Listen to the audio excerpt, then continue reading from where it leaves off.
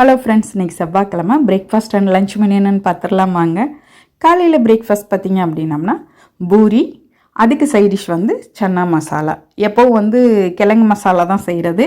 இன்றைக்கி சன்னா மசாலா செஞ்சாச்சு. இதுவுமே காம்பினேஷன் ரொம்ப நல்லாயிருக்கும்.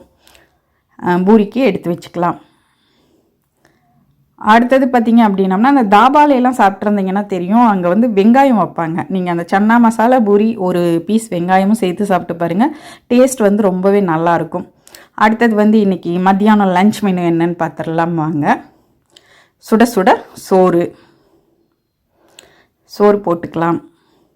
அடுத்தது குழம்பு பார்த்திங்க அப்படின்னு சொன்னோன்னா, இது எங்கள் அம்மா வீட்டில் வைக்கிற குழம்பு. அதாவது தக்காளியில் வைப்பாங்க. நாங்கள் தக்காளி கூட்டுன்னு சொல்லுவோம் அங்கே பேர்.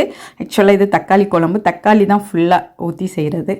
அடுத்தது சைடிஷ் பார்த்திங்க அப்படின்னு சொன்னோன்னா சேப்பங்கிழங்கு வறுவல். அடுத்தது பெப்பர் ஃப்ரை, அதாவது காளான் மிளகு வறுவல். இதோட எப்பவும் போல் தயிர்.